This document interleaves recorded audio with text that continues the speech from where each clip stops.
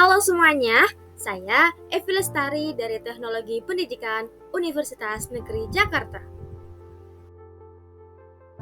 Pada kesempatan kali ini, saya akan membahas mengenai kerangka kerja Understanding by Design atau UBD yang dikembangkan oleh Jay McTighe and Grant Wiggins. Nah, akan ada beberapa pertanyaan yang membantu kita untuk memahami lebih dalam mengenai Understanding by Design.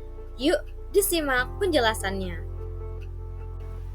Pertanyaan-pertanyaan tersebut yaitu yang pertama, apa yang dimaksud dengan understanding?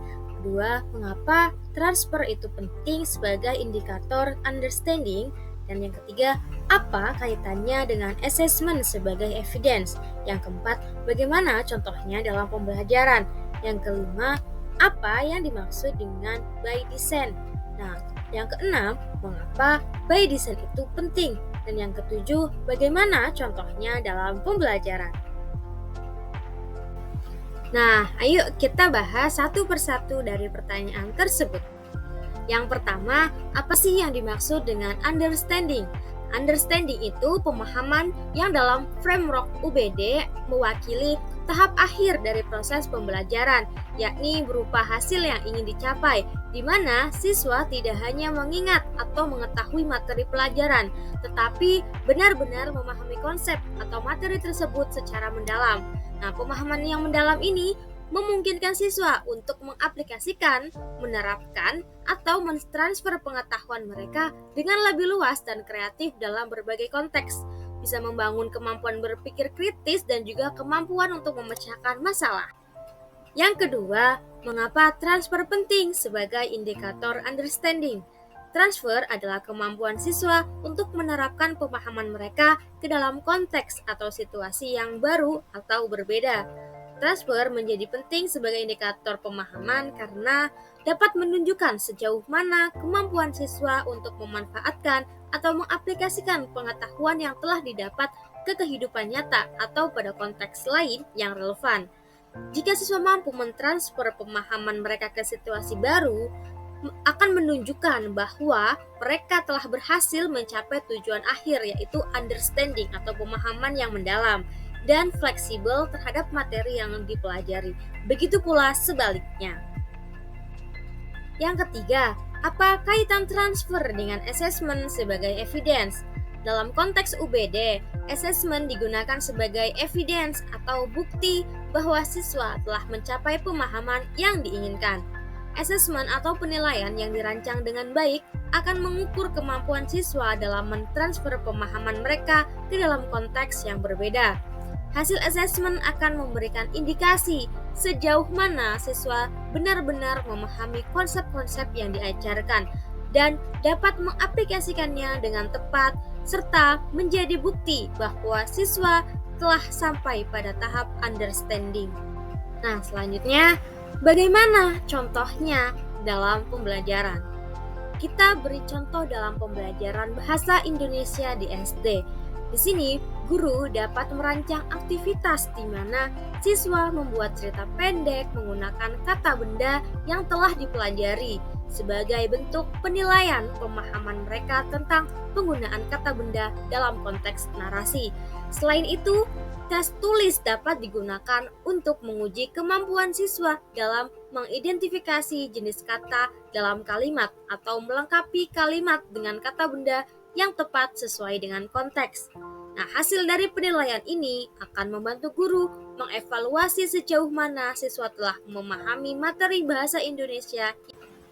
Yang kelima, apa yang dimaksud dengan by design? By design sendiri mengacu pada perencanaan pembelajaran yang berfokus pada hasil akhir yang diinginkan, yaitu understanding. Dalam konteks UBD atau backward design, by design itu berarti pembelajar atau desainer merencanakan atau merancang pembelajaran dengan memulainya dari menentukan tujuan akhir atau desain result yang ingin dicapai, kemudian menentukan bukti atau evidence, pemahaman, dan keterampilan yang akan dinilai untuk mencapai tujuan akhirnya.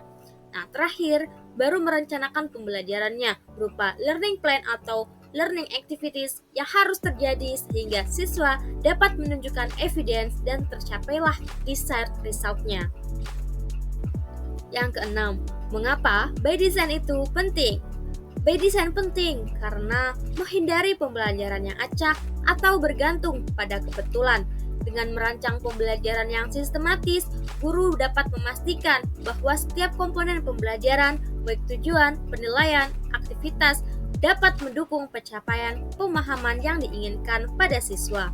Nah, pendekatan ini membuat pembelajaran fokus atau goal-oriented dan efektif karena menggunakan framework yang jelas untuk mencapai pemahaman yang mendalam.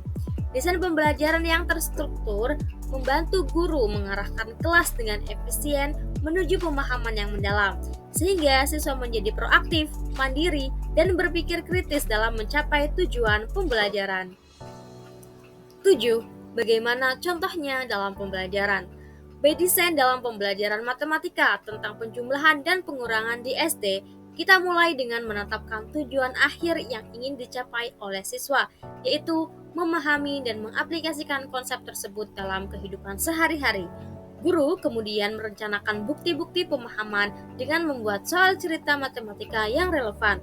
Selanjutnya, pembelajaran dirancang dengan tahapan pengenalan konsep menggunakan manipulatif atau gambar, latihan dengan alat bantu matematika, dan penyelesaian masalah matematika praktis. Nah, proses tersebutlah yang disebut design, yakni cara merancang pembelajaran agar dapat mencapai tujuan akhir, yakni understanding. Jadi, understanding by design menekankan pentingnya merancang pembelajaran dengan memulai dari tujuan akhir yang diinginkan atau desired result dan bukti-bukti pemahaman atau evidence of understanding, kemudian baru merancang aktivitas pembelajaran atau learning activities yang mendukung pencapaian tujuan tersebut. Nah, demikian penjelasan saya. Semoga dapat dipahami dan bermanfaat untuk kalian. Terima kasih.